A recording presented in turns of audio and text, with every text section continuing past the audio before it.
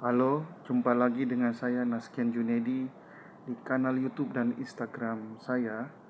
Hari ini kita kedatangan teman seorang senior, dan dia sebagai uh, orang tua yang anaknya menerima manfaat dari makan bergizi gratis.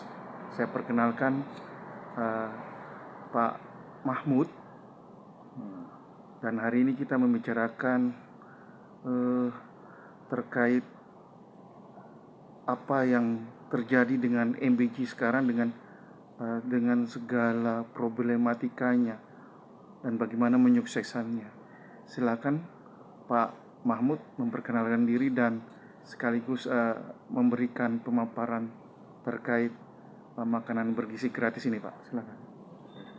Terima kasih atas kesempatan dialognya.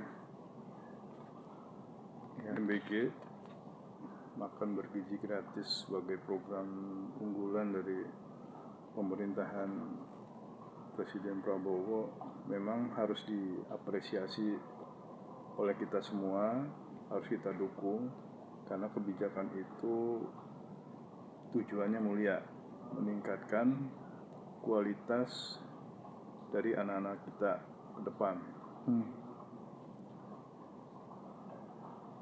Perjalanan makan bergizi gratis, dari isu dari makan siang gratis, lalu ada pembentukan badan khusus yang mengelola itu, Badan Gizi Nasional, BGN dan lain-lain.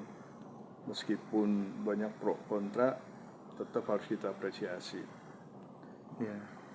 Kelebihan dan kekurangannya mari kita sikapi dengan bijak dan tentu saja dengan kritik yang keras dan pedas kalau perlu, agar para pengambil kebijakan tidak keliru dalam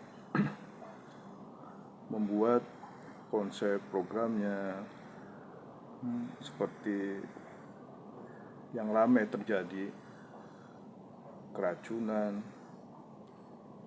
tidak adanya ahli gizi yang mengawasi, dan berbagai kekurangan-kekurangan lainnya. Dan itu sangat wajar sebagai program yang baru. Belajar dari kesalahan memang dibenarkan. Hanya saja memang seharusnya Badan Gizi Nasional itu harus meneliti dulu, mengkaji dulu programnya.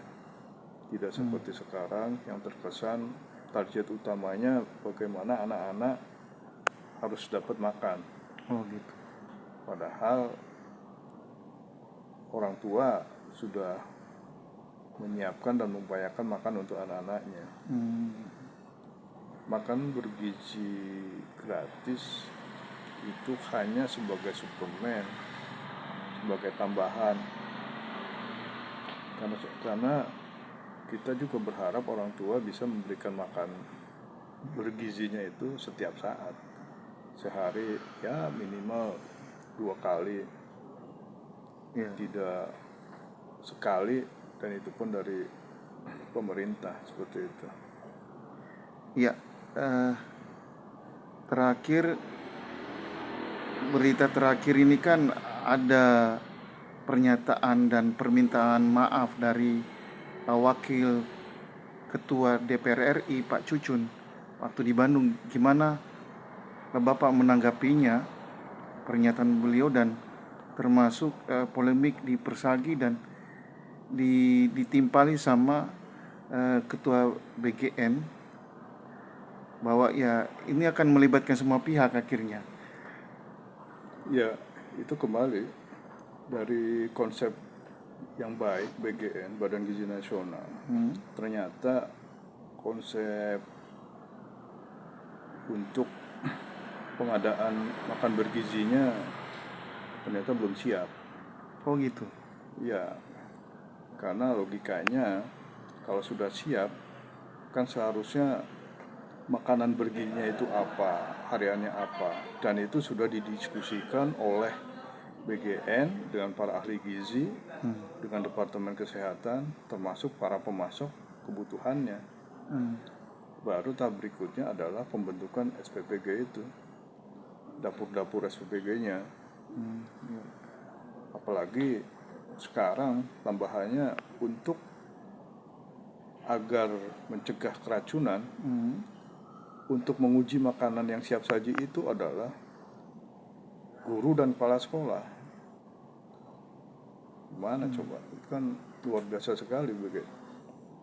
Guru jadi tukang cicip makanan. Kalau keracunan, guru dulu yang keracunan sebelum muridnya. Padahal mereka tidak dibayar untuk mencicipi makanan itu. Mereka untuk mendidik para anak-anak didiknya itu, bukan nyicipin makanan seperti itu.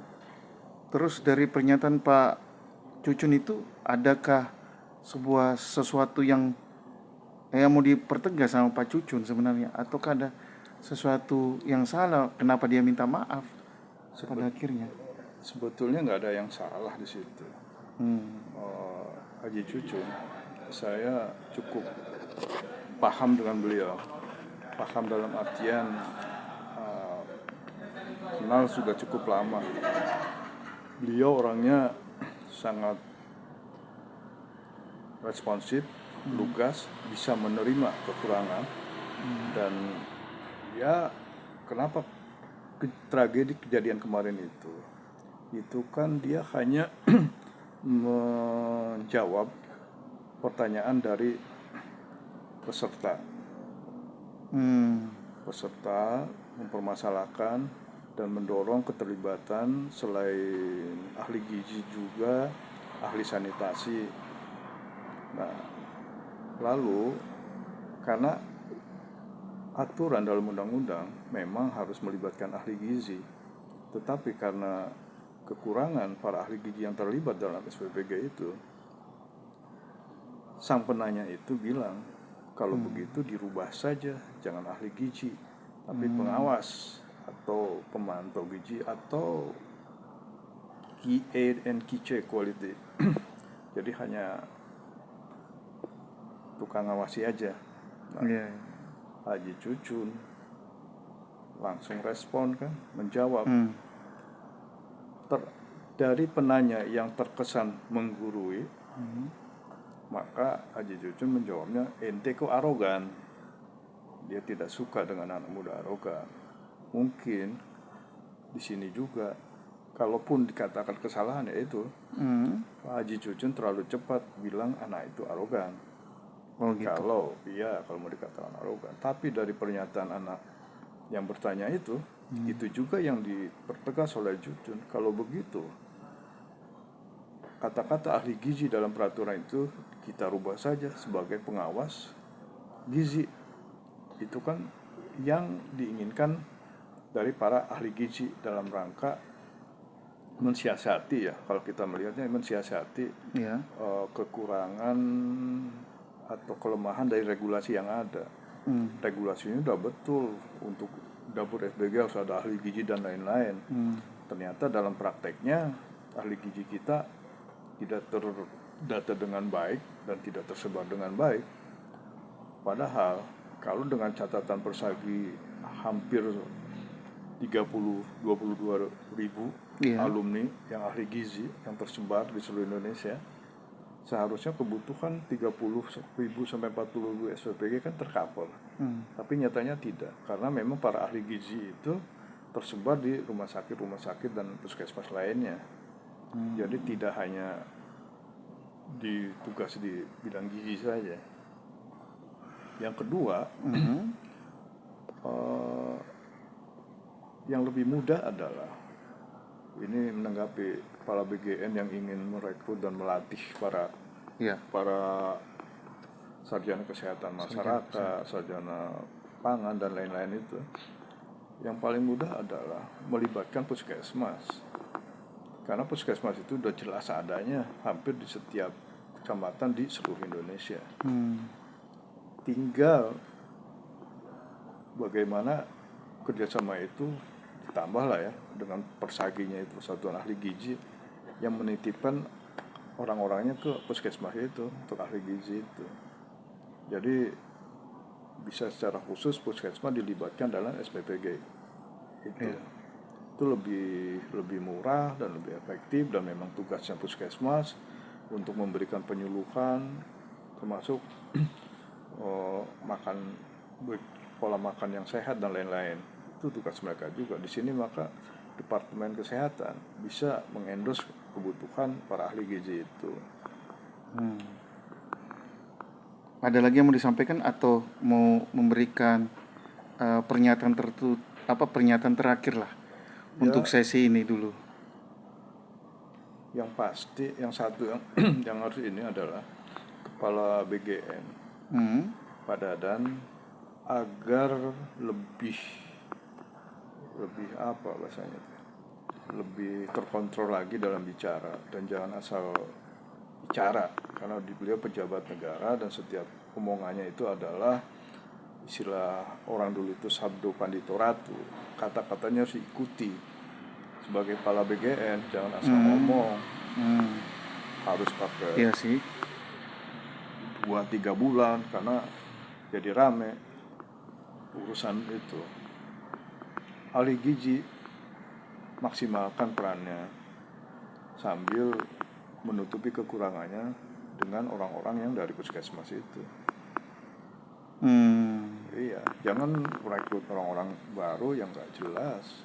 Iya, masa cuma butuh pelatihan 3 tahun, sertifikasinya bisa keluar kan? 3 bulan. Iya, 3 bulan. Untuk makan gitu sudah dianggap bisa mengawasi. Ya itu. Yang kedua juga ke para ahli gizi, tolong amati atau ya awasi juga lah produk-produk makanan sehat di masyarakat itu, yang BPOM dan apalah itu makanan sehat. Karena peran dari ahli gizi sekarang sudah dikalahkan oleh para bagian pemasaran makanan sehat. Seharusnya mereka yang di depan, tapi mereka malah sibuk dengan hal-hal yang tidak sesuai dengan kapasitas mereka. Padahal kita sangat membutuhkan para ahli gizi itu. Seperti itu. Oke, terima kasih. Semoga teman-teman yang sering memantau kanal YouTube dan Instagram saya mendapatkan wawasan tambahan, dan kita akan mendapatkan lagi input dan informasi terbaru dari Pak Mahmud. Semoga kita akan ketemu di tema-tema lainnya atau kita lebih mendalami masalah MBC ini lagi. Sekian dari saya. Salam sehat. Assalamualaikum warahmatullahi wabarakatuh. Waalaikumsalam warahmatullahi wabarakatuh.